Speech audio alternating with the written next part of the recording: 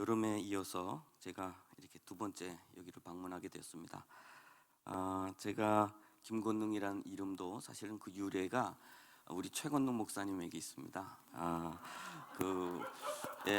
왜냐하면 제가 중국에서 탈북을 해서 23살에 예수님을 믿었습니다. 근데 북한 사람에게 있어서 예수 믿는다는 것은 탈북한 죄도 무거운데 예수까지 믿고 북한에 나가면 분명히 죽을 것이다 라고 하는 것 때문에 우리가 모두가 다 순교자의 이름을 가지고 한 명씩 이렇게 이름을 가졌습니다. 그럴 때 저보다 먼저 믿은 친구들은 좋은 이름 다 가지고 갔어요.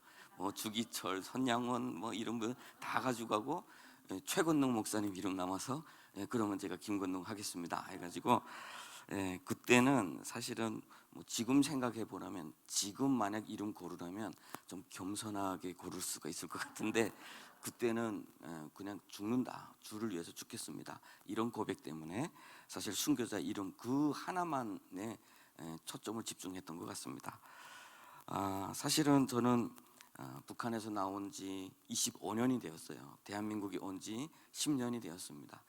중국에서 15년이라는 시간을 보냈고 그 중에서 10년은 중국 감옥에서 또 그 중에 3개월은 또 북한의 감옥에서 많은 어떤 고난을 겪어서 대한민국이 온 지 지금 10년이 되었습니다. 어제 3월 1일을 보내고 어제는 제가 차를 끌고 이제 나주까지 왔습니다. 운전해 가지고 오는데 오면서 제가 그런 생각을 했어요. 어떻게 보면 남과 북이 하나 되어서 북한 사람이 차를 끌고 남한까지 운전해 가지고 오는 것은 지극히 당연히 할 터인데 지난 70여 년 동안 그것이 그렇게 기적과 같은 일이 되었고 또 북한에서는 북한 내부에서조차도 이렇게 움직이려면 제가 몇 개 도를 지나왔잖아요.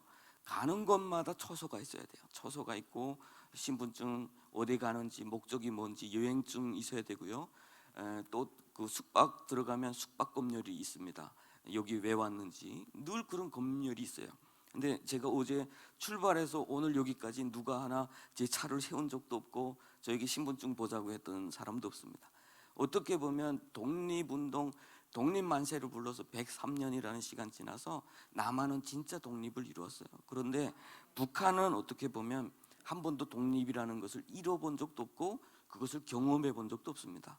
저는 북한에서 살면서 우리 김일성이 우리를 독립시켜줬다 이렇게 착각을 하고 살았어요. 신처럼 섬기면서 살았습니다. 그리고 그의 말은 다 신의 말처럼 이렇게 받고 살았어요. 제가 22살에 탈북을 했는데 탈북할 때까지 당과 수령이 말씀하는 것에 대해서 의심 한 번도 안 해보고 살았습니다.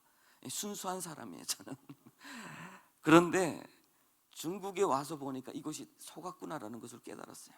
그러면서 그때부터는 증오심 속에서도 살았고 어떻게 하면 저 나라가 회복될까, 총을 둘까, 무장을 둘까, 어떻게 가서 총을 뺏어올까, 별의별 생각 정말 다 했습니다.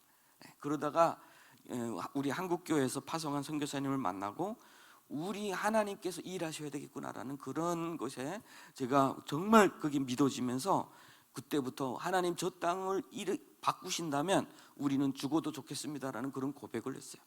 그래서 우리가 아침마다 일어나면 그때 인사했던 것이 북한을 위해서 순교하겠습니다라는 그런 인사를 많이 했어요. 오늘 본문 말씀에서 이스라엘 백성들을 보내지 않고 있는 바로 왕에게 하시는 말씀입니다. 내 백성을 보내라. 그런데 이 내 백성을 보내라고 할 때 그 조건이 뭐냐면 그 광야에서 나를 섬기게 보내라라고 하는 거예요. 나를 섬기게 보내라. 진짜 독립 중에서 가장 귀한 독립은 신앙의 자유예요. 우리가 하나님을 마음껏 섬길 수 있는 그러한 것이 허락돼야 진짜 독립입니다. 오늘날 우리 대한민국 선거철이 다가오면서 여러 가지 이슈도 많고 여러 가지 공약도 많고 그런데 가장 중요한 건 뭐냐면 신앙, 과연 신앙의 자유가 과연 어디서 제일 많이 보장이 될 것인가, 우리는 그걸 봐야 됩니다. 교회가 죽으면 북한도 죽습니다. 교회가 죽으면 북한은 미래가 없습니다. 정말 북한을 바꿀 수 있는 것은 세련된 제도가 아닙니다. 문명도 아니에요. 돈도 아닙니다. 북한에 필요한 건 돈 정말 필요하죠. 그런데 저는 북한에서 살아봤던 사람으로서 진짜 북한 사람을 치유할 수 있는 건 복음밖에 없어요. 예? 아무리 그 철학이 발전하고 문명이 발전하고 뭐 심리학이 발전하고 그래도 그 심리학이 북한 사람 치유하는 거 제가 못 봤습니다. 정말 그래요. 오히려 반감이 생겨요. 심리학이라고 하는 그 내담자와 그리고 그 상담자 사이 앉아서 이야기가 될 때 안에서 분노가 치밀어 오게 하는 게 바로 심리학이더라고요. 왜냐하면 우리는 왜 이렇게 살았는데, 우리는 왜 이렇게 살았는데, 그리고 어떻게 돼서 우리는 그렇게 속으면서 살았는데, 그리고 나는 그곳에서 왜 이런 행동을 했는데, 나의 문제가 많이 생각될수록 치유는 안 됩니다. 안 돼요. 그런데 저의 개인적인 경험으로 보면 우리 하나님께서 우리를 사랑하셔서 먼저 십자가에 죽으셨다라고 하는 것이 믿어지기 시작하면 치유가 일어나요. 사람은 오늘의 나는 오늘만의 나가 아니에요. 과거의 나예요. 내가 북한에서 살아봤기 때문에 내가 오늘 북한에 대해서 이야기를 하고 나의 생각은 항상 북한 주민들에게 가 있고, 그런 것처럼 과거의 나의 문제가 해결되지 않으면 오늘의 나는 건강할 수가 없어요. 우리 북한 이탈 주민들이 지금 대한민국에 3만 4천여 명이 와 있는데 많은 분들이 우울증을 앓고 있습니다. 우울증을 앓고 있어요. 그리고 자살률이 대한민국 국민의 2배입니다. 2배. 원래는 3배까지 있었어요. 많은 사람들이 이해를 할 수가 없어요. 저도 처음에는 이해를 못했습니다. 저는 중국에서 우리 탈북민들을 구출하고 복음을 전하고 한국으로 보내주는 일을 하다가 체포돼서 중국 감옥에서 10년을 죽을 뻔했어요. 10년을 살았어요. 그러면서 나는 스스로 마음속에 우리 동족들의 생명을, 육신적인 생명을 구원하기 위해서 이렇게 고난을 받았으니까 나는 정말 떳떳하다라는 그런 생각 가지고 오랫동안 살았어요. 그런데 대한민국에 와보니까 그렇게 목숨 바쳐서 보낸 대한민국 사람들이 이곳에서 스스로 목숨을 끊고 있다라고 하는 것에 충격을 받았어요. 왜 그러지? 왜 그러지? 배고픈 곳에서 떡이 생기면 행복해야 되잖아요. 자유가 없던 곳에서 자유를 얻으면 행복해야 되잖아요. 전쟁에 있던 사람들이 평화로 넘어오면 행복하고 누려야 되잖아요. 그런데 왜 누리지 못하고 스스로 목숨을 끊는 걸까요? 이 세계는 단순히 우리가 물질적 문제가 해결되면 끝이 아니라 영적인 세계예요. 영적인 세계. 그곳에서 우리를 눌렀던 그 악한 영들이 평안 가운데 우리를 더 많이 공격을 해요. 북한에서 받았던 그 아픔과 상처가 대한민국에 들어오면, 또 중국에서 겪었던 수많은 아픔들이 대한민국에 들어오면 평안한 가운데, 내가 평안한 밥술을 뜨는 가운데 더 많이 생각나게 되고요, 더 많이 꿈의 생각이 나요. 두고 온 가족들과 전쟁터에서 저기서 폭탄이 터지는 순간 나는 본능적으로 돌아서서 뛰게 돼 있어요. 여러분, 폭탄이 순간적으로 칠 때 그 두 가지 반응이 보일 수가 있어요. 옆에 가족들이 있으면 가족 덮을 수 있거나, 아니면 내가 스스로 몸을 돌려서 저쪽으로 도망칠 수 있거나. 이것은 인간의 본능입니다. 인간의 본능은 성경에서 이야기를 하자면 타락에 있다라고 이야기를 하죠. 타락에 있다고 그래요. 그런데 북한에서의 그 식량난에 수많은 사람들이 굶어 죽을 때 인간의 본능은 서로에 대해서 상처를 줬어요. 같이 밥을 먹는 사람이 미워지고, 같이 밥을 먹는 부모가 더 많이 먹는 것 같아서 싫어지고, 그래서 어른들이 쫓겨나고 아이들이 길에 쫓겨났어요. 가족들을 버리고 내가 살기 위해서 도망쳤어요. 여러분, 그것이 북한만의 이야기가 아니에요. 예수가 없는 대한민국도 마찬가지예요. 미국, 그 문명한 나라 미국도 코로나 처음 터질 때 그 큰 슈퍼마켓에서 화장지 하나 들고 서로 싸우는 것을 보십시오. 여러분, 인간의 본능은 학력과 그들이 겪고 있는 교육과 아무 무관해요. 죄성은 가장 극단적인 순간에 그대로 드러나게 되어 있습니다. 드러나게 되어 있어요. 인간은 좀비가 될 수 있어요. 그렇게. 북한은 그걸 경험한 시대예요. 배고플 때 부모는 자녀를 버리고 도망치고, 자녀들은 부모를 배척하고, 그런 아픔을 겪었던 사람들이 대한민국에 와서 밥술을 뜨기 시작할 때 내 마음속에 그 죄책감이 드러나는 거예요. 죄의 문제가 생각나는 거예요. 그러면 죽지 않고는 해결되지 않은 아픔들이 많은 거예요. 중국에서 팔려가서 여기저기서 아기를 낳고 내가 낳고 싶어서 낳은 건 아니에요. 그렇지만 생존을 위해서, 그리고 또 그 아이를 그 가족들이 주지 않아서 혼자 남한에 왔는데 그 아이 생각 때문에 미칠 것 같은 부모들이 스스로 극단적 선택하는 것은 당연한 거예요. 여러분, 이런 아픔과 고통을 겪은 사람들이 가장 예수 앞에 나와야 되는 거예요. 예수 앞에. 심리학, 교육, 아니면 사랑합니다라는 그런 한두 마디의 고백 다 필요 없어요. 다 필요 없어요. 정말 살아계신 주님이 그들 가운데 말씀해 주셔야 돼요. 말씀해 주셔야 돼요.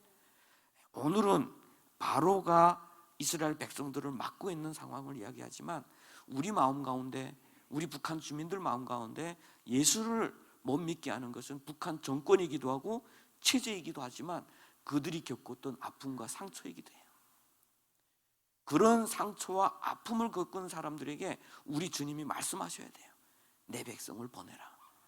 그래야 그들이 자유함을 누릴 수가 있어요.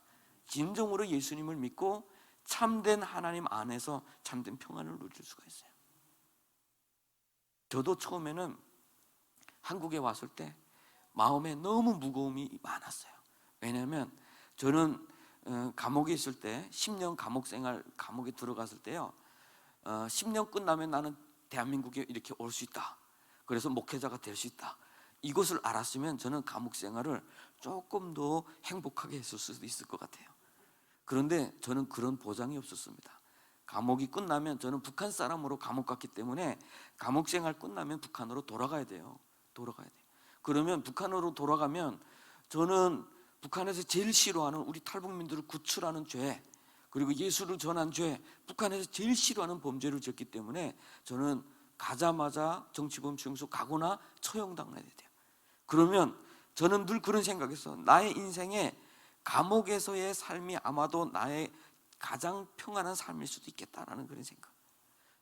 그래서 감옥에 들어오면 사람들이 빨리 집에 가고 싶어서 얼마 남았니? 라고 물어보는데 저는 얼마 남았니? 라는 질문 앞에 제일 힘들었어요.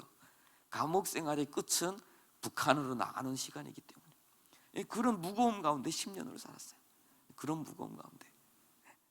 그런데 그때에 나를 힘들게 했던 것, 그리고 나를 기쁘게 했던 것은 두 가지예요. 힘들게 했던 것은 하나님이 안 보이실 때, 하나님이 안 보일 때. 왜 하나님이 안 보이냐면 우리는 생각하는 것이 있어요. 하나님이 계셔야 되는 것은 계셔야 합니다라는 우리 마음속에 간절함이 있어요. 불의가 있는 것이 하나님이 계셔야 돼요. 죽어가는 사람 앞에 하나님이 계셔서 기적이 일어나야 돼요. 저 사람은 분명히 죽으면 안 되는 사람이에요. 하나님이 살려주셔야 돼요 라고 하는 이런 문제 앞에, 내가 만들어 놓은 이런 기준 앞에 하나님이 안 계실 때 나는 무너져요. 나는 무너졌어요. 하나님이 안 계셔요. 그것이 가장 힘들었어요. 그 사건이 저하고 함께 체포된 사람이 있어요. 저는 12년을 받았어요. 재판받을 때. 그분은 4년을 받았어요. 저하고 같은 일을 했습니다. 그분은, 저는 27살에 체포되었고 그분은 그때 43살에 체포된 분이에요. 북한에 자녀들이 있어요. 저는 체포되기 직전에 저희 부모님들과 저희 온 가족이 다 대한민국에 도착했어요. 그러다 보니까 제가 체포됐을 때 제가 마지막에 사람들을 다 보내고 저도 이제는 갈 준비를 하고 있을 때 체포되다 보니까 저희 가족들은 다 한국에 갔어요. 그러니까 저는 얼마나 감옥에서도 감사했겠습니까? 내가 혼자 죽으면 되니까, 나는 주님 앞에서 이제 가면 순교니까, 떳떳하게 갈 수 있으니까 저는 마음이 늘 가벼웠어요. 그래서 별로 문제 없이 이렇게 감옥 생활도 하고 했는 것 같아요. 그런데 한 분, 그 43살 되신 그 이 선생이라고 하는 분은 늘 잠에서 자다가 일어날 때 막 식은땀 흘리면서 자기가 공개 처형 당하는 꿈을 꿨대요. 그러면서 늘 힘들다는 거예요. 그러면서 저한테 독약을 좀 얻어달라고 그래요. 그래서 왜 그러냐, 가다가 이제 만약에 북한으로 넘어가면 다리에서 먹겠다. 우리가 예수 믿는 사람은 상식적으로 스스로 목숨 끊으면 안 된다 말잖아요. 그리고 우리는 북한에서 죽기로 다짐했던 사람인데 북한의 죄악을 더 쌓고 죽거나 아니면 북한의 총알을 하나 더 쓰고 죽거나 그렇게 하자 이렇게 생각하고 있던 사람들인데 그분이 연약해지는 모습에 제가 화를 냈어요. 왜 그렇게 하냐고. 그랬더니 그분이 자기 아들하고 딸 때문에 그런다는 거예요. 제가 말문이 막혔어요. 왜냐하면 북한 사람은 알고 있는 것이 있어요. 그 나라를 배반한 죄를 범한 그 자녀들은 그 아버지를 잘 모르는 사람들, 태어날 때 아버지가 없어요. 뱃속에서 아버지가 정치범죄에서 끌려갔어요. 그런데 이 아이는 사회적으로 고립돼서 살아야 돼요. 아버지가 어떤 사람인지도 모르면서 이 딸은 좋은데 시집 갈 수도 없어요. 먼 곳에 뭐 좋은 가족에 이사 갈 수도 없고요. 아들은 사회적으로 늘 왕따 당해서 가장 힘든 일에는 늘 동원돼야 되고 감시를 받아야 되고 그 주변 사람들로부터 늘 그 감시의 눈길을 봐야 돼요. 누구하고 그 집하고 마음을 터놓고 술 한잔 할 수도 없어요. 마음을 터놓고 그 집에 들어가서 있으면 위험분자기 때문에 늘 그렇게 왕따 당하고 살아야 되는 거예요. 그런 것을 아는 아빠로서 자기 자녀들이 그렇게 될 거 아니까 차라리 가다가 죽고 싶다는 거예요. 거기서 제가 말문이 막혔어요. 그래서 하나님 앞에 구했습니다. 하나님, 내 목숨을 가져가도 좋으니까 이분은 살려주셔야 됩니다. 이분은 살려주셔야 됩니다. 그런데 그런 일이 일어나지 않았어요. 오히려 9개월이 앞당겨져서 어느 날 경찰들이 덮쳐서 이분을 데려가는데 수세의 족쇄를 다 차고 질질질질 끌려나가는 모습에 제 마음이 무너졌어요. 하나님 도대체 계십니까? 왜 이런 일들이 있습니까? 너무 힘들었습니다. 물론 그 훗날에 정말 하나님께서 정말 나도 몰랐던 그런 사람들에게서 편지가 들어오고 위로를 보내주시고 하나님의 말씀으로 저한테 보내주시고 해서 회복은 됐지만 아직도 저는 그게 상처로 남아있어요. 대한민국에 처음 들어왔을 때 너무 평안하지 않아요? 너무 다른 세상이잖아요. 죽고 사는 문제와 너무나도 떨어져 있는 탄압과 압제와 박해와 그것과는 너무 떨어져 있는 예수 믿는 사람들도 순교와 예수 믿는 것 때문에 재산이 뺏기는 것과 감옥 가는 것과 아무 상관없는 그런 삶을 살아가는 모습을 보면서 내가 살아왔던 세상은 도대체 어떤 세상이냐, 북한은 어떤 세상이냐, 중국은 또 어떤 세상이냐, 그곳에 제가 마음이 얼마나 힘들었는지 몰라요. 얼마나 힘들었는지 몰라요. 우울증 막 앓겠더라고요. 그러다가 저 하와이 코나에서 북한 선교에 대해서 강의를 해달라고 그래서 갔습니다. 가보니까 2월 달이었는데 얼마나 아름다웠는지 몰라요. 얼마나 아름다운지 몰라요. 그때 제가 깨달았어요. 아, 이 세상에 이 한 끝에 이렇게 아름다운 것도 만드시는 하나님이 천국은 또 얼마나 아름답게 만드셨을까. 그러면서 먼저 간 친구들에 대한 죄책감이 회복이 됐어요. 아, 우리 친구들이 그런 곳에 가 있겠구나. 이 땅에서는 그렇게 비참하게 죽어갔을지도 몰라도 이 땅에서는 그렇게 박해당하고 침뱉음을 당하고 사용당하고 그들의 시신조차도 없이 어떻게 사라지는지도 몰라요. 그럼에도 불구하고 하늘나라에서는 이들이 가장 많은 상을 받고 살겠구나 라는 그런 마음 때문에 제가 많이 회복이 됐어요. 그러면서 이제는 주님 앞에서 그리고 내 친구들 앞에서 바로 살겠습니다. 이것이 저의 날마다 하는 고백이기도 합니다. 저도 사실은 북한에 송환당했을 때 한국으로 오다가 체포돼서 송환당했는데 그때에 그 임신, 저희 아내가 임신 8개월이었어요. 그런데 거기 북한에 나갔을 때 강제로 낙태를 당했어요. 낙태를 당했는데 중국에서 임신해가지고 오는 모든 사람들은 다 낙태를 시킵니다, 북한에서. 그런데 이 8개월이 되다 보니까 아들인데 태어나서 울다가 죽었대요. 근데 그 소리를 제가 듣고 나서 애기들 울음소리에 제가 막 그 이성을 잃을 것 같은 그런 아픔도 있었습니다. 그래서 이 아버지가 자기 자녀들에 대한 그 사랑의 마음을 어느 정도 이해할 수가 있을 것 같아요. 여러분, 예수 믿는다는 것은 단순히 예수 믿고 나의 인생에 어떤 문제가 해결이 되고 내가 나보다 더 높은 자리로 올라가고 이런 문제를 초월해야 돼요. 특별히 북한 문제를 바라볼 때 그래요. 하나님이 하늘에서 바라보실 때 남과 북을 동시에 바라볼 때 정말 저의 고향은 서울에서 북한으로 가면 여기 나주로 오기보다 훨씬 가까운 곳에 있어요. 그렇게 가까운 곳에 이곳에 봄이 오면 이곳에 봄바람이 불면 그곳에도 역시 봄이 옵니다. 봄바람이 불어요. 이렇게 가까운 곳에 지구 끝에 있는 것도 아닌데 한쪽에서는 예수 믿는 것 때문에 죽고 있어요. 피 흘리고 있어요. 그런데 한쪽에서는 그것과는 상관없고 오히려 순교라는 말이 성도들에게는 부담스러운 이야기가 돼서 더 이상 하기가 꺼려지는 단어고, 그리고 오늘날 이 시대는 예수 믿는다는 것 그 자체가 소중한 것이 아니라 나의 삶, 선거 공약이 어떻게 우리의 삶을 더 풍성하게 해줄까에 따라서 선거표가 오고 가는, 기독교인들이 선거표도 마찬가지잖아요. 저는 우리 교회, 우리는 탈북민 교회입니다. 인천에 있는 탈북민 교회예요. 예배가 끝날 때마다 외치는 구호가 있어요. 광고 시간에 3가지를 외칩니다. 교회는 대한민국의 희망입니다. 그리고 교회는 고난당하고 있는 북한 주민들의 희망입니다. 나는 교회의 희망입니다. 저는 교회가 얼마나 위대한 일들을 하고 있는지 알았던 사람이에요. 그 증인이에요. 그렇게 아팠던 사람이, 그렇게 고난 가운데 찌들렸던 우리 영혼이, 그러한 마음이 복음 가운데서 회복되는 그 능력을 경험했던 사람이에요. 그리고 어떻게 저 북한 땅을 뒤집고 죽이고 증오심이 가득 찼던 사람이 예수 믿고 나서 오히려 그 자기를 죽이고자 하는 사람들 앞에서도 이 나라는 예수 믿어야 삽니다라고 고백하며 순교의 길을 택했는지, 그 위대한 하나님의 역사를 알고 있기 때문에. 그리고 여러분도 다 아실 겁니다. 제가 오늘 이렇게 목회자가 된 것은 대한민국의 북한 땅을 향해서 눈물로 기도했던 기도의 열매입니다.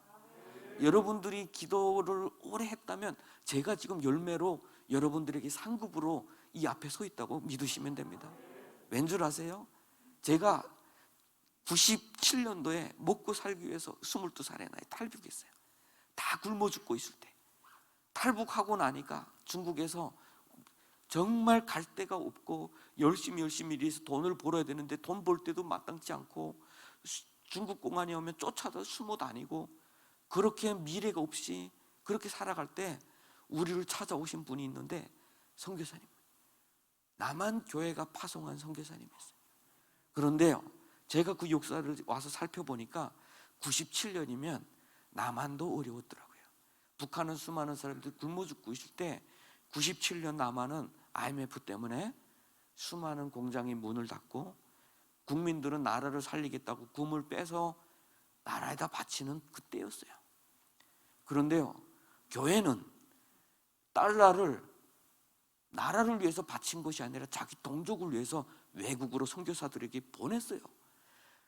국민들이 볼 때는, 일반 이해 못하는 국민들이 볼 때는 이 선교사들이 매국노라고 볼 수도 있어요. 왜냐하면 이 달러가 없어서 나라가 위태로운데 달러를 가지고 외국으로 나가고 있어요. 그 달러를 가지고 선교사님이 비행장에 섰을 때 죄책감이 들었답니다. 죄책감이 들었다. 하나님, 내가 이걸 가지고 나가야 되겠습니까? 이 나라가 위태로운데 나가야 되겠습니까? 그럴 때 하나님이 말씀하셨대요. 네가 나가야 산다. 네가 나가야 대한민국 산다. 그래서 가지고 나와서 그때 복음을 전한 사람들이 목회자가 되고 순교자가 되고 선교사가 되고 대한민국의 여러 곳에 교회가 세워졌어요. 이것이 놀랍지 않습니까? 하나님은 북한은 아직도 여전히 캄캄하고 여전히 김정일보다 더 독한 김정은이 올라서서 북한 주민들을 괴롭히고 있어요. 그런데 그곳에서 우리 시선을 조금 돌려서 보면 하나님은 여전히 일하고 계십니다. 준비하고 계셔요. 그걸 보면 미래의 북한이 어떻게 바뀌겠구나라는 모습이 보여요. 그렇게 순교자의 피가 흐른 땅에 하나님은 정말 하나님께서 사랑하시는 그 교회를 세우겠구나. 정말 박해받았고 세계적으로 몇십 년 동안 기독교 최악의 박해국이었던 저 북한이 앞으로는 주님의 오실 그 날을 맞이하는 전 열방을 향해 선교사를 파송하는 그런 위대한 나라가 되겠구나. 그런 그 꿈을 하나님께서 보여주고 계세요. 그것은 어디서 오겠습니까? 우리 대한민국 교회가 지난 70년 동안 지금까지 기대해왔던 열매예요. 열매.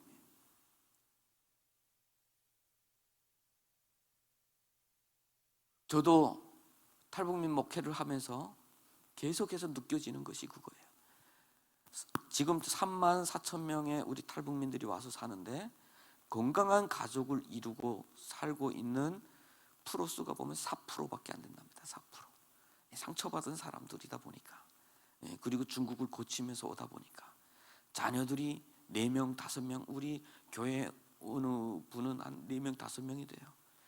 그런데 그 4명, 5명은 중국에 여기에 팔려갔다가 나온 1명, 저기에 팔려가서 나온 또 2명, 대한민국에 와서 나온 또 몇 명, 이렇게 한 가족 안에 여러 그 민족도 다르고 국적도 다른 그런 가족을 이루고 있어요. 상처 덩어리예요. 상처 덩어리. 그분들은 뭐 심리 상담도 받고 약도 먹고 여러 가지 해봐도 치유가 안 돼요. 늘 몇 마디 이상 넘어가면 욕이 나오고 불평이 나고 원망이 나와요. 그런데 저희 교회 와서 예배를 드리고 훈련을 받고 상담을 거치면서 1년 정도 이렇게 양육을 받고 나니까 1년 지나서 집사님이 직분, 2년이 지나서 집사님 직분 받고 대표 기도를 하게 됐어요. 자기 말도 2-3마디밖에 못하던 분이 하나님 앞에 기도하는 사람이 되더라고요. 이것이 복음의 능력이에요. 복음의 능력이에요. 우리 대한민국도 사실은 뭐 치열한 경쟁 속에 상처받은 사람들 얼마나 많습니까? 아픈 사람 얼마나 많습니까? 이 교회가 무너지면 대한민국도 희망이 없고, 교회가 무너지면 미래의 북한은 정말 근심스러워요. 치유받지 못한 저 북한 주민들은 앞으로 무엇으로 치유가 될까라고 하는 부분이죠.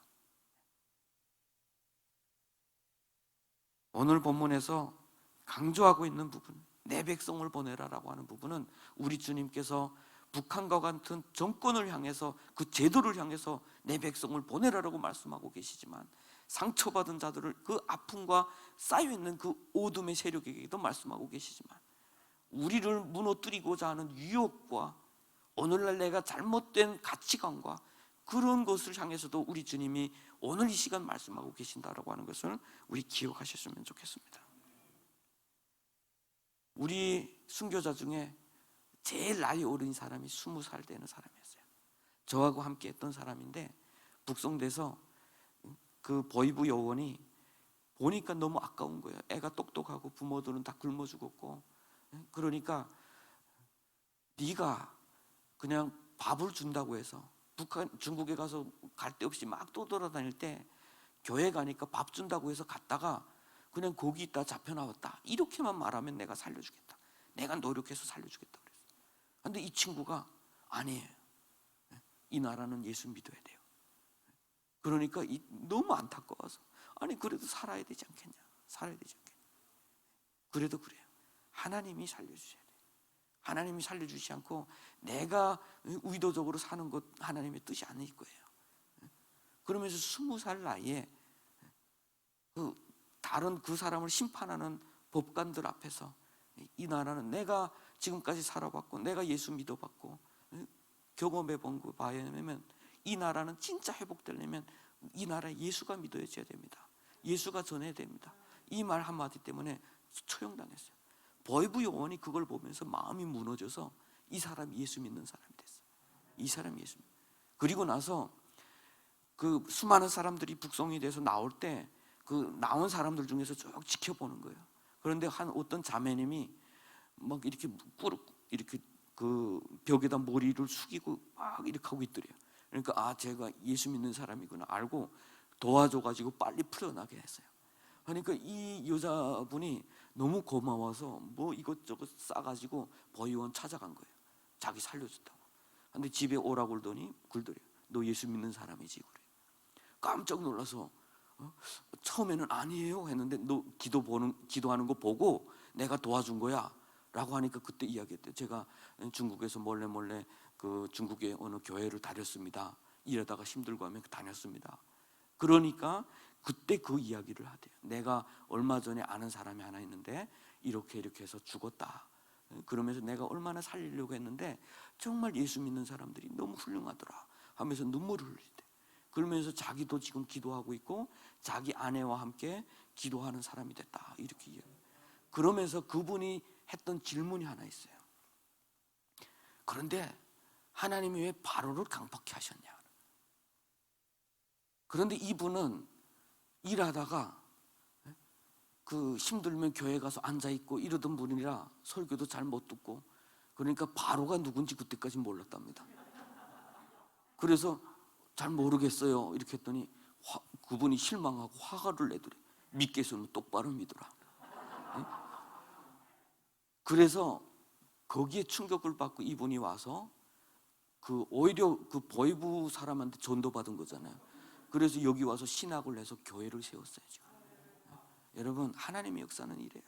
그런데 보이부 요원이 몰래 숨어서 예수를 믿으면서 성경을 볼 때 바로를 왜 하나님이 강팍해 하실까? 이 질문은 정말 찾고 싶은 답이었던 것 같아요. 왜 바로를 강팍해 하셨을까? 그 질문 가운데는 숨겨져 있는 질문이 또 하나 있어요. 왜 북한을 하나님은 이렇게 강팍해 하실까? 김정일이 왜 이렇게 가만히 놔두실까? 하나님이 살아계시면 쳐버려야 되는데 왜 그만두시지? 북한에 살고 있는 그 지하교인들이 갈급한 질문이기도 할 거예요 아마도. 그런데 제가 오늘 본문에서 묵상하면서 로마서의 그 말씀이 나와요. 로마서 9장 17절 18절에 보니까 성경이 바로에게 이르시되 내가 이 일을 위하여 너를 세웠으니 곧 너로 말미암아 내 능력을 보이고 내 이름이 온 땅에 전파되게 하려 함이라 하셨으니. 예? 결국에는 바로를 강팍해 하는 이유가 하나님의 능력을 드러내기 위함이다. 예? 오늘날 북한에 그렇게 강팍하고 그렇게 박해를 하고 그럼에도 불구하고 하나님께서 침묵하시는 이유가 있다면 그것은 바로 하나님께서 우리 대한민국 교회와 그리고 예수 믿는 사람들의 그 신앙을 통해서 하나님의 이름을 세상에 알리기 위함이다. 여러분이 이미 북한에서는 다 알고 있어요. 다 알고 있어요. 북한이 왜 기독교를 그렇게 싫어하는지 아세요? 북한에 샤머니즘을 비롯해서 무당들도 많아요. 그런데 무당들은 뭐 한 번씩 처벌하거나 놀래우거나 또는 뭐 한 1년 깜방 보내거나 그렇게 하면 끝이 납니다. 그런데 왜 기독교만큼은 영원히 매장시키고 처형하고 순교를 당하게 하냐? 기독교를 살려두면 자기네가 가장 위태로운 거 알기 때문에 그래요. 자기네가 왜? 목숨을 두려워하지 않는 사람들. 기독교는 오늘 우리가 생각하는 기독교보다 북한에서 보는 기독교는 더 고상하게 보고 있어요.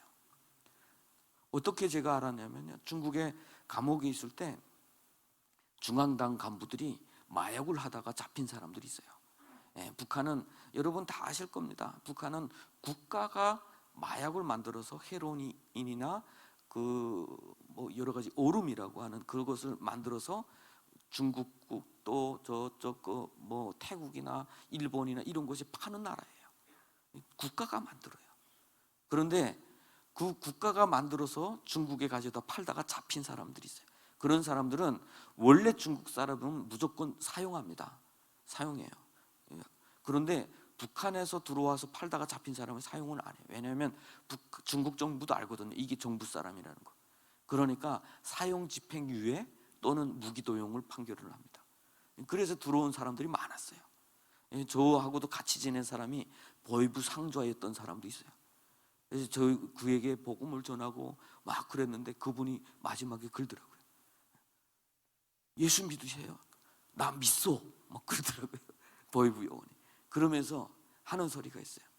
그분들은 다른 사람들이 보이부 요원일수록 북한의 가족이 다 인질로 잡혀 있거든요. 그래서 북한에서는 이런 사람들이 잡혀 있으면 가족들은 숨은 영웅이라고 하면서 평양에 데려다가 잘 공급해줘요. 그건 무슨 소리예요? 내가 너 가족을 인질로 잡고 있어, 잘 알아도, 이 뜻이에요. 그러니까 더 두려워. 아무 말 못해. 그러니까 항상 많은 사람들이 있을 때는 저하고 같이 있기를 꺼려해요. 없을 때는 저한테 와서 같이 이야기도 나누고 이러는데, 그런데 다른 중앙당에 있던 사람들이 다른 사람들 앞에서 한담하면서 글들이에요. 저를 가리키면서, 야, 저 예수 믿는 사람들은 죽음도 두려워하지 않는 사람들이야, 뭐 글들이에요. 그러니까 저 다른 사람이, 야, 저 사람 북한 나가면 죽어, 이렇게 이야기를 하니까 그 중앙당에 있던 사람이 글들이에요. 저 사람은, 저런 사람들은 죽음도 두려워하지 않는 사람이에요. 근데 그 소리를 누가 저한테 와서 일러주는데 양심의 가책을 느꼈어요. 제가 지금 두려워 떨고 있었거든요. 그냥 체포돼서 끌려나가면 여러분 두렵지 않아요. 사실은 순교라는 것도 하나님이 타이밍에 바로 데려다가 사용하면 웃으며 갈 수 있는데, 감옥에서 생각할 시간 오래 주면 줄수록 두려워져요. 하나님이 나보고 10년을 생각하라고 하시니까 10년 뒤에는 두려워지기 시작했어요. 그런데 보이부 영혼이 볼 때는 저런 사람들은 두려워하지 않는 사람들이야. 그래서 제가 가책을 느꼈어요. 내가 믿는 하나님이 오히려 그 박해하는 사람들보다 내가 더 잘 모르고 있는지도 모르겠다라고 하는. 그래서 북한은 기독교에 대해서 제일 두려워하고 가장 위험하게 생각을 하고 박해하고 있고, 앞으로도 계속 박해할 거예요. 앞으로도 북한에 얼마나 많은 사람들의 피가 흐를지 몰라요. 얼마나 많은 사람들이 눈물이 또 흐를지 모릅니다. 계속해서 지금 국동방송을 통해서도 제가 복음도 전하고, 또 우리 가족들 연락이 되면 그들에게 복음을 증거하고 계속 이렇게 하고 있어요. 그런데 그런 과정에서 우리가 식량을 보내는 것도 중요하지만 한 명에게도 빨리 예수 믿어서 구원받게 하는 것이 먼저기 때문에, 제가 그랬죠. 하나님이 안 계시는 것 같을 때 저는 무너졌다고. 그럴 때 저는 정말 힘들었어요. 정말 힘들었어요. 아마도 엘리야의 마음이 그랬을 거예요. 갈멜산에서 나타났던 하나님이 왜 이세벨이 자기를 죽이려고 할 때는 나타나지 않습니까? 그래서 광야길을 끊임없이 도망치다가 주저앉아서 너무 허탈했겠죠. 로뎀나무 밑에서 나 죽겠습니다, 차라리. 그 신앙인은 항상 그런 과정을 거치는 것 같아요. 저도 그런 과정 앞에서 무너졌어요. 내가 착각을 한 건가? 원래 하나님이 안 계시는 거 내가 지금 착각을 한 건가? 막 이런 생각까지 들었어요. 차라리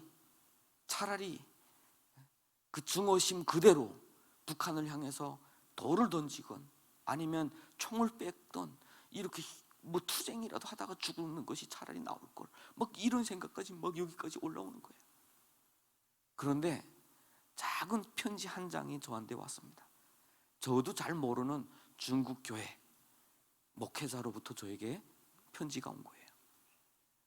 그 여자 목사님이셨는데 고모다라고 하면서 편지가 왔어요. 저한테 그런 고모 없는 거 아는데, 중국은 친척 아니면 이렇게 편지 거래가 안 되니까 그런 편지가 오니까 알은 거예요. 이분은 예수 믿는 사람이겠구나. 그리고 그때부터 편지를 오고 갔는데, 그때 하나님께서 저한테 마음을 주셨어. 하나님 여전히 살아계시고 하나님은 여전히 우리를 보호하고 계신다라고, 우리 영혼을 보호하고 계신다. 그러면서 제가 감옥에서 다시금 하나님을 묵상하게 됐어요. 그러면서 저희 일기장에는 그런 고백이 있어요. 나는 민족주의자인가? 아니면 나는 크리스천인가? 라고. 민족주의자로서 나는 부끄러움이 없이 살았던 것 같아요. 내 민족을 위해서 목숨 바쳐서 구출도 하고 용감하게 이렇게 일하다가 뭐 죽어도 좋다 이렇게 살아온 것 같아요. 그런데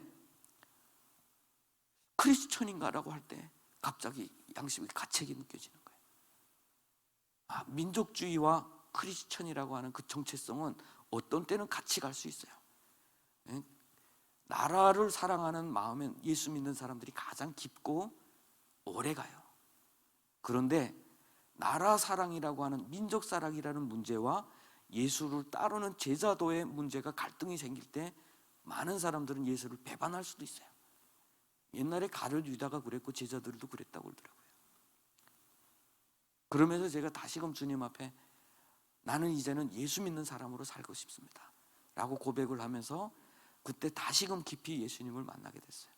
그러면서 감옥 생활이 결국에는 내가 갇혀있는 환경의 문제가 아니라 내 마음에 어디에 갇혀있느냐라고 하는 문제가 가장 중요한 문제다. 진정한 자유는 우리 마음 가운데 예수가 살 때, 그때는 내가 감옥에 있어도 중요하지 않아요. 내가 순교의 자리에 있어도 중요하지 않아요. 거기에서는 진정한 자유를 누릴 수가 있어요. 하나님과 동행하는 것이 무엇인지를 알 수가 있어요. 고난 중에 기뻐할 수 있어요. 정말 그 과정은 너무 다시 태어나는 것처럼 힘들었어요. 그런데 그때 그것을 깨닫고 나부터 얼마나 감사했는지 몰라요. 지금 그 편지한 그 목사님과도 계속 연락을 하고 있지만 우리 중국 교회를 위해서도 같이 기도를 해야 됩니다.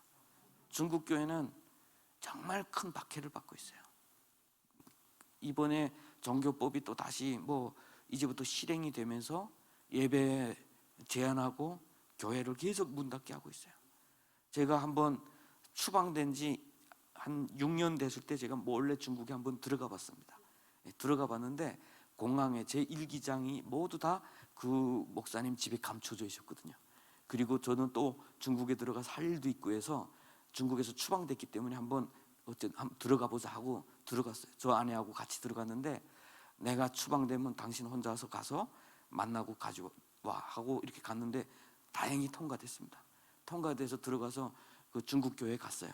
중국 교회 갔는데 수요 예배 저보고 설교를 하라고 그러더라고요. 중국에서는 외국 사람이 와서 설교할 수가 없거든요. 그런데 설교를 하라고 하는데 주보에는 그 목사님이 이름이 그대로 쓰여져 있어요. 이번 설교에는 누구다 이렇게.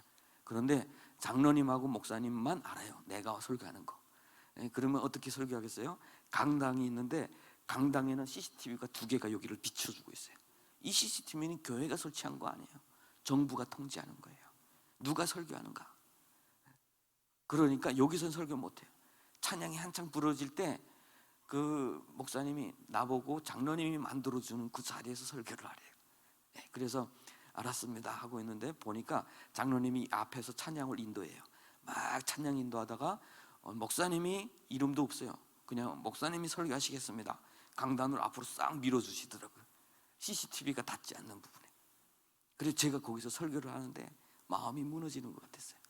그래도 한동안 신앙의 자유가 있어서 교회가 그렇게 부흥했던 중국 땅이 지금 이렇게 박해를 받고 있구나라고 하는 부분. 여러분, 오늘날의 신앙의 자유가 내일의 신앙의 자유를 보장하는 건 아닙니다. 중국이 우리에게 가르쳐주고 있는 교훈이에요. 기독교인들이 그 당시에는 중국은 이제는 신앙의 자유가 있다고 너무 마음껏 그것을 경계도 하지 않았고 그냥 삼자교회 정부 말만 듣으면 우리에게 자유를 줄 수 있다고 생각을 했어요. 그런데 지금 뭡니까? 정부의 말만 들었던 그 교회는 모두 문 닫기 시작했어요. 중국은 다시 지하교회화되고 있습니다. 지금은 CCTV가 강단만 비추지 않아요. 들어오는 모든 사람 다 비춥니다. 그리고 기독교인들은 모든 그 사람들의 명단, 신분증 번호, 사는 곳 주소, 전화번호 정부에 다 제출을 해야 돼요. 그걸 반대하면 교회는 문을 닫게 합니다. 폐쇄시켜버려요. 대한민국이 누리는 이 신앙의 자유, 그것은 어떻게 보면 앞으로 우리 기독교인들이 피로 지켜야 하는 것이에요. 기독교를 억압하는 세력들은 항상 기독교가 자신들의 정책과 제도에 늘 발목을 잡는다고 생각을 하고 있어요. 발목을 잡는다. 그래서 이 세력들을 무너뜨리기 위해서 여러 가지 제도 만들어내요. 법안 통과시켜요. 기독교인들, 많은 기독교인들은 그것이 어떻게 보면 옳다고 생각하고 거기 편 들어주는 사람도 꽤 많아요. 그러나 중국이 이야기해주고 있어요. 또 지금 유럽이나 영국이나 이런 곳에서 이야기해주고 있는 것이 있어요. 우리가 경각심을 늦추는 순간 오늘날 우리가 누리고 있는 이 신앙의 자유는 먼 옛날 이야기가 될 수도 있다. 중국은 오랜 전부터 18살까지는 복음을 증거할 수 없게 돼 있었어요. 18살까지. 그래서 18살 이전에 부모님들이 집에서 아이들에게 성경을 읽고 예수를 전하고 그랬어요. 학교에서는 오직 공산주의 이념, 무신론을 교육을 했어요. 앞으로 북한 개혁개방만 풀리면 될 거다, 북한의 경제만 해결되면 될 거다, 자유왕래만 되면 될 거다. 철저히 아니에요. 독일이 그 크리스천 지도자가 고백했던 이야기가 있어요. 통일되면 동독과 서독이 함께 부흥될 거라고 생각했는데, 통일되고 나니까 그곳에서 무신론을 배운 사람들이 예수 믿기는 힘들었고, 서독은 세속화되고 함께 무너졌다는 거예요. 함께 무너졌다. 오늘날 우리가 약하면 북한은 미래가 없는 것이 바로 그걸 이야기하는 거예요.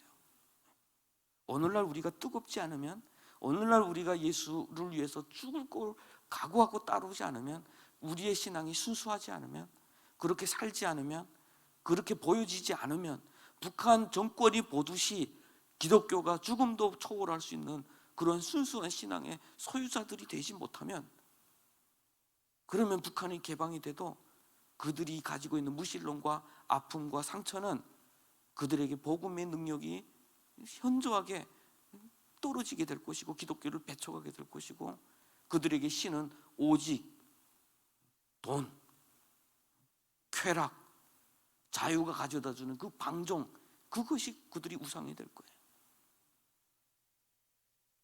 오늘날 내가 사는 것은, 내 교회가 사는 것은 내 민족의 문제고 저 북한 주민들의 운명과도 연결되어 있다는 것을 늘 기억했으면 좋겠어요.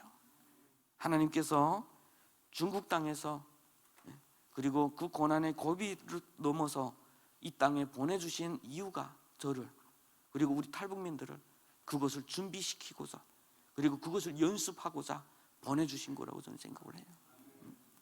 34,000명 이상으로 넘어오면 그것도 감당 못해서 자살률이 그렇게 많고, 가정이 그렇게 많이 파괴되고, 우울증을 그렇게 많이 앓고, 그러면 앞으로 북한이 열렸을 때 그 어떻게 될까라고 하는 부분이에요. 그 통계가 바로 미래 우리 통계를 볼 수가 있는 거죠. 그러나 이거는 부정적인 면만 보았을 때고요, 긍정적인 면을 보면 대한민국의 35,000명 중에 대다수가 기독교인이라는 거 여러분 긍정적으로 생각해 주셨으면 좋겠습니다. 또 기독교에 대해서 아주 좋게 생각하고 있다라고 하는 부분이에요. 저도 하나원에 도착해 봐서 알게 되지만요, 과거에는 거기에서 기독교가 독점했어요. 국정원에도 예배를 드리거든요, 수요 예배. 그러면 국정원의 제일 큰 강당이 기독교가 써요. 그리고 천주교하고 불교도 기독교만 하냐, 우리도 좀 하자 해가지고, 그러면 그 정부 기관에서 너무 한쪽에만 밀어준다고 이렇게 할까봐 그러면 예배실을 줬어요. 천주교도 주고 불교도 줬습니다. 근데 사람들이 안 가요. 왜냐하면 다 기독교를 통해서 왔기 때문에, 그거 알기 때문에 그래요. 중국에 갔을 때 그래도 자기를 도와온 사람들이 선교사는 거 알기 때문에 그래요. 이거는 아주 긍정적인 거예요. 지금은 기독교 아직 우리 탈북민들 중에 복음화율이 낮지만, 기독교인들 하게 되면 다 긍정적으로 생각을 하고 있어요. 그러면 앞으로 이곳은 앞으로 통일됐을 때 기독교가 엄청나게 폭발적으로 부흥할 수 있는 아주 그런 요소 중에 하나예요. 120명 중에서 한 100명은 기독교에 모여서 예배를 드리거든요, 하나원도. 그리고 한번 경험해 보겠다 이러면서 불교 가고, 천주교는 오징어 준다더라 하면서 또 몇 명 가서 오징어 먹으려 천주교 가고, 이렇게 가고 있어요. 교회가 지금까지 정말 중요한 일을 많이 했습니다. 그리고 대한민국에서 살아가는데 기독교가 우리 탈북민들 정착과 양육과 케어에 제일 앞장서 있어요. 자기의 모든 것 다 들여서 대학생들을 품고 그들과 함께 케어하고 같이 이렇게 세워가는 그런 분들도 정말 많고요. 저 미국에 가서 박사 학위를 받은 탈북민들 꽤 많아요. 그런데 교회에서 장학금 다 줘서 미래 지도자들 다 키우고 있어요. 이것은 앞으로 우리가 통일이 되면 북한은 기독교 국가가 될 수 있는, 아마도 한국에서 이루지 못한 것이 저 북한은 이루어질 거다. 그리고요, 북한 사람들은 하나 자기가 우일이 자기가 신세진 것은 갚고자 하는 것들이 좀 있어요. 우일이가 좀 있는 사람들이에요. 그래서 항상 물어본대요. 너 왜 기독교만 가냐? 다른 데도 한번 가봐라. 그래도 안 믿는 사람도 그런 이야기 한대요. 그래도 우리 어려울 때 기독교가 제일 해줬으니까 그건 우린 떠나면 안 됩니다. 뭐 이렇게 이야기를. 그래서 앞으로 오늘날 우리가 했던 만큼 하나님은 그 열매를 저 북한에서 주실 거다라고 하는 거예요. 그리고 저 땅에 흘렸던 그 순교자의 피, 결코 하나님은 헛되지 않게 저 땅에 정말 하나님께서 기뻐하시는 교회가 많이 세워질 거다라고 하는 거예요. 그때까지 무너지지 맙시다. 우리 무너지지 맙시다. 우리 주저앉지 말고요, 우리 자녀들에게, 다음 세대에게 우리의 신앙 계속해서 전하고요. 저는 그 감옥 생활을 거의 마쳤어요. 마쳐서 이 이야기는 꼭 해야 되겠죠. 이제는 북송될 날이 다가왔습니다. 12년 판결 받았는데 2년을 감형을 했어요. 감형을 받으니까 사람들 다 놀라더라고. 왜 너 감형 받냐? 너 가면 죽는 거 아니냐? 그래서 죽는다. 경찰들도 놀라요. 저를 엄청 이렇게 존경하는 경찰이 있어요. 저 존경한다라는 그 경찰이 있었습니다. 근데 그분이 저한테 불러서 그러는 거예요. 한국어도 배워주고 이렇게 했는데 그때 그래요. 왜 감형 받느냐? 그래서 뭐 감형 열심히 살면 감형 점수가 쌓이니까 감형 받아야죠. 그랬더니 그러면 열심히 하지 말라. 가서 저 유리창 깨든지 내 보는 앞에서 누구를 때려라. 그러면 자기가 감형 점수 다 깎아주겠다는 거예요. 그러면서 저한테 권고했던 말이 있어요. 산 개가 죽은 정승보다 낫다. 일단 살아라. 죽는 것은 언제라도 죽을 수 있는데 너 살아야 되지 않겠냐. 그분이 볼 때 제가 20대 나이고 뭐 이러니까 좀 아까웠던 모양이에요. 30대고 하니까. 그래서 제가 그것 때문에 한동안 흔들렸죠. 살아야 되겠구나. 그래, 뭐 살아야 뭐 일도 하지 뭐 이러면서 또 자기를 변호했었어요. 그러다가 다음날 아침에 일어나서 기도하는 가운데, 그래, 크리스천은 사는 것이 아니라 죽는 것에서도 일해요. 우리 삼손처럼 살 때는 흔들려도 죽을 때 더 많은 일을 하는 사람도 있어요. 왜냐하면 예수 믿는 사람들은 삶만 끝이 나는 것이 아니에요. 어떤 사람은 순교한 후에 그것이 먼 훗날 알려질 때도 또 큰 일들을 해요. 그러니까 그것 가운데 아니야, 다른 사람이 다 나를 예수 믿는 사람으로 아니까 내가 그렇게 살겠다고 이럴 때 하나님 앞에 영광 절대로 안 될 것 같아. 그래서 나는 그냥 감령합니다. 감령했어요.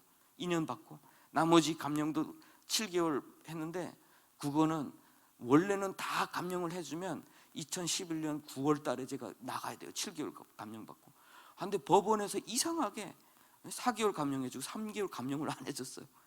그때는 막 힘들었죠. 불평했고, 왜 하나님 빨리 나가게, 끝나면 빨리 끝나야지, 내가 감옥에서 3개월 이유가 뭡니까? 하고 막 불평했어요. 그런데 그렇게 해서 3개월 더 살다 보니까 저희 형기 만기 날짜는 2011년 12월 20일이 된 거예요. 그래서 이제는 다 돼서 2011년 12월 18일 날 마지막 주일 예배 혼자서 성경을 읽고, 이제 다음 주일은 나의 운명이 저 북한에 있거나 아니면 뭐 정말 하나님이 밖에서도 기도 많이 하고 나를 위해서 일하고 있다니까 혹시 나올 수도 있겠다, 뭐 이런 기대를 하고 있는데 18일 날 낮에 저를 바로 불러내는 거예요. 경찰들이 나갔더니 저를 묶어요. 먼저 옷 홀딱 다 뺏기고 저의 입 안부터 시작해서 귓구멍까지 뭘 감춘 거 없는가 다 보고 옷을 다시 입히고 수세에 족쇄를 다 차요. 이게 사형수들만 채우는 거거든요. 이게 한 5kg, 6kg 돼요. 무거운 거. 그 장춘이라는 곳에서 감옥 생활했는데, 장춘 이름이 좋잖아요. 범이 길다 이렇게. 근데 그거는 다 거꾸로 이해하면 돼. 범이 없어요. 범이 없으니까 그 사람들이 볼 때 범이 길었으면 좋겠다 이렇게 해서 장춘이라고 만든 거거든요. 왜냐하면 그 아주 내륙 지역이다 보니까 겨울 추위가 한참 되다가 갑자기 더워지면 여름이에요. 범이 엄청 짧아. 엄청 추운데 이렇게 막 묶였는데 그 쇠사슬이 다 얼은 것을 묶다 보니까 온몸에 피가 다 굳는 것 같더라고요. 그런데 다음날 원래 19일 날 저녁에 저를 끌고 나가서 20일 날까지 감옥 생활이니까 20일 날 아침에 북한으로 송환해야 돼요. 그런데 이 사람들이 저를 비밀내로 하루 앞당겨서 19일 날 새벽에 차에다 강제로 태워가지고 북한으로 나가는 거예요. 아, 이제는 길이 없구나. 그때는 포기했어요. 미래가 안 보이고 북중 국경도시에 딱 도착하고 나니까 북한이 보이는데 나무 한 그루 없고 눈만 쌓인 그 땅을 보라보니까 마음이 막 녹아내리더라고요. 그래, 가자. 그리고 이때까지 그런 마음을 준비했어요. 사실은 혹시 중국이 감옥에 있을 때 이렇게 사형장에 끌려가는 사람들 많이 봤어요. 중국은 아직도 사형 많이 하는 나라예요. 그런데 밖에서는 얼마 폼나게 살았던지 간에 사형장에 끌려나가는 사람들은 다 얼굴이 창백해져요. 이거는 죽음을 두려워하는 건 인간의 본능이잖아요.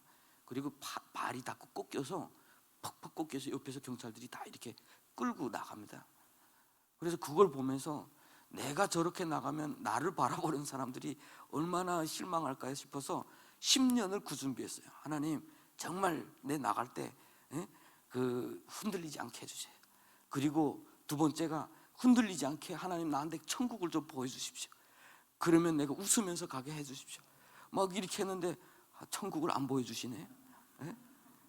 그 유혹이, 오히려 어떤 유혹이 있느냐면 저하고 함께 있던 그 친구가 저한테 막 불러요. 형님 막 부르는 거예요. 그래서 왜 하니까 여기 지금 한국 사람이 왔는데 스님이래요. 그런데 그 관상을 보고 손금을 보는데 다 맞췄어. 자기 다 맞췄대. 형님도 와서 보라는 거예요. 하나님은 침묵하실 때 스님은 답을 안다고 그러더라고요. 예, 그런 유혹 우리가 많이 겪지요, 여러분. 예, 그래서 그런 준비를 많이 하고 있었어요. 그런데 막상 나오니까 뭐 탐탐하게 이렇게 왔는데 마음속에는 엄청나게 괴롭죠, 사실은. 예, 그런데 그날따라 너무 추우니까 정상적으로 차가 속도를 낼 수가 없어서 11시 한 좀 넘어서 도착했어요. 그러니까 그 다 추워서 간부들도 다 밥 먹으러 가고 없어 하니까 전화해보고 전화 안 받으니까 당신네도 밥 먹고 오후에나 보내야 되겠다. 그래서 밥 먹으러 이렇게 나오고 있는데 그 경찰들이 다시 전화 와요. 다시 들어오라. 그러니까 아유 잘 됐네. 얘를 북한으로 보내고 우리 편하게 밥 먹자 하고 들어갔는데 그때부터 역사가 일어나기 시작했어요. 그 사이에 어떤 분들이 사복 입고 찾아왔는데 저를 도와주시는 분들이에요. 이 사람이 북한 사람이라는 게 확인되지 않아서 우리가 받아줄 수 없다. 그러니까 감옥에서 깜짝 놀라는 거예요. 어제까지 데리러 오라고 해서 왔는데 당신네 무슨 소리를 하느냐. 그러니까 위에서 무슨 지시가 있었다 라고 하고 이 사람들은 떠나가 버렸어. 그러니까 감옥 측에서 위에서부터 지시가 떨어져요. 야, 분명히 아래에 무슨 문제가 있다. 너희들 잘 지켜라. 얘는 무조건 북한으로 보여내야 돼. 너희들 당적과 무조건 수행하고 와 하고 막 지시가 떨어지고 있어요. 근데 그 사건이 어떻게 생겼냐면 10년 전에 나를 체포한 사람이 있어요. 10년 전에 27살의 앳된 청년을 잡아놓고 막 고문도 하고 이랬던 사람이 있는데 그 사람이 저를 조사하는 과정에 뭐 조사해 보니까 자기 민족을 위해서 일하겠다고 막 이런 청년이니까 갑자기 어느 날 저한테 그런 고백을 했어요. 야, 내가 진짜 너를 존경한다.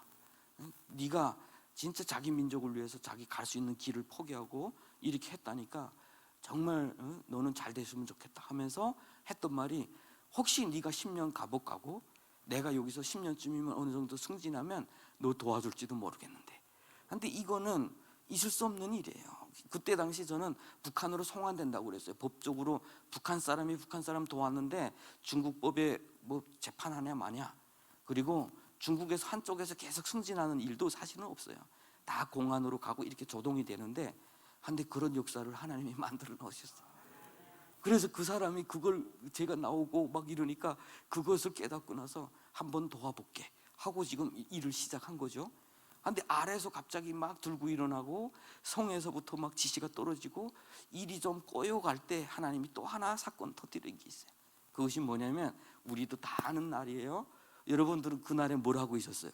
2011년 12월 19일 북한에서 김정일 사망했다고 선포한 날이었어요. 그러다 보니까 국경이 닫혔어요. 더 이상 북한으로 나갈 일이 없어. 그러다 보니까 저는 또 다시 제일 처음에 재판받았던 그곳에 와서 석 달 동안 다시 조사를 받고 국적불명자로 2012년 3월 16일 날에 거기서 풀려나게 됐어요. 무국적자로.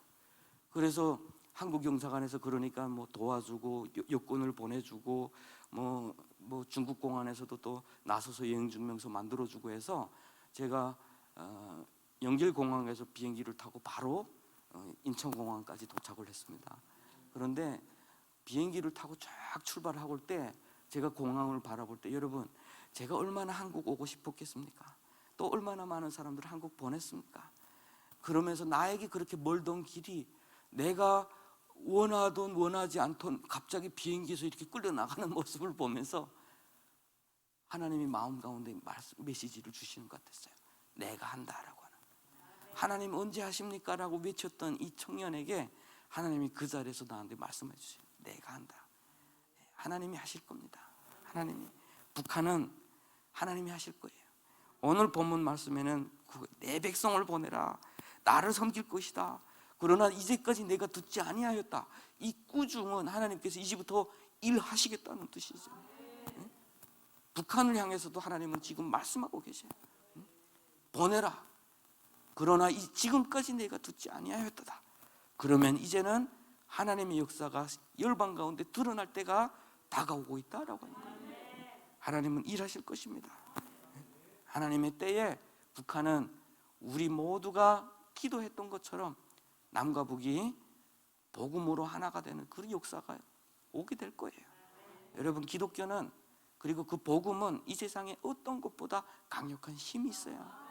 세상의 학문과 발전하는 과학과 그거 앞에 정말 우리 청년들이 많이 주눅이 들고 있잖아요. 예수 믿는 청년들이 유명한 석학이라고 하는 사람들, 미국의 그 석학이라고 하는 사람들이 기독교를 배반하고 기독교에 대해서 막 안티 메시지를 보낼 때 청년들이 막 마음이 무너지는 거예요.